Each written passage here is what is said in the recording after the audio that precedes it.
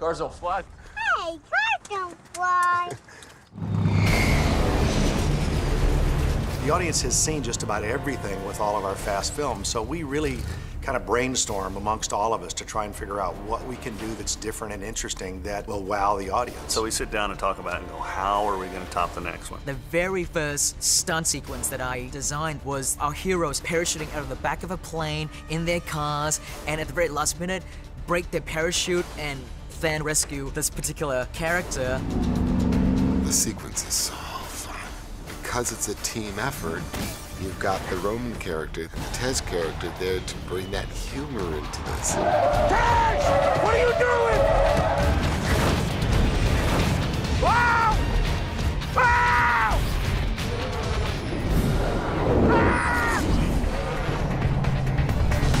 It's pretty cool.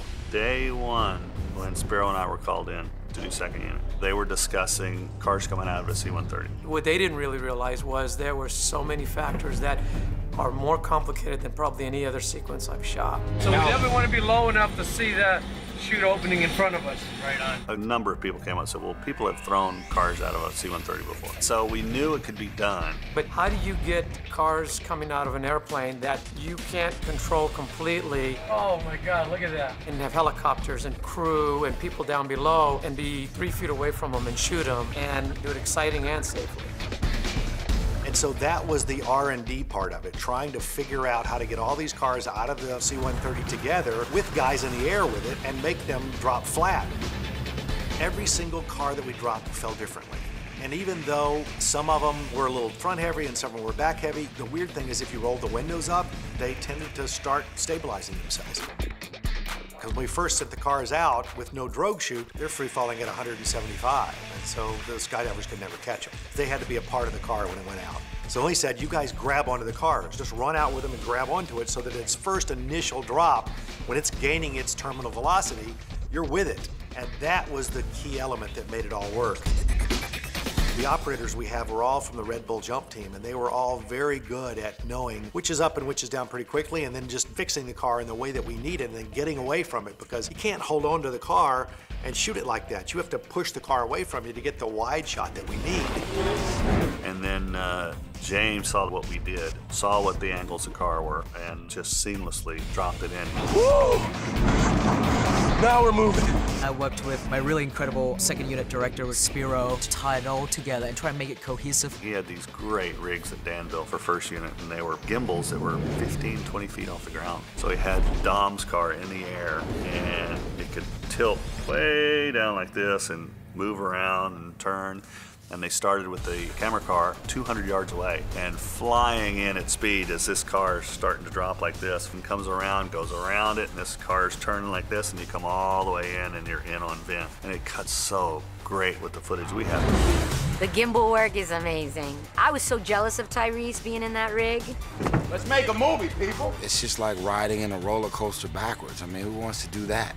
Okay, now I'm nervous. I wanted to be tumbled about like I'm inside of a washing machine. Oh, again! Oh! I thought it was the coolest thing ever. Oh!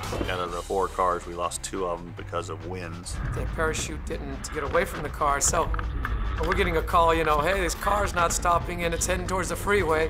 We got it, but that one was something that got our hearts pumping a little bit. The airdrop sequence, we did it in 2 parts.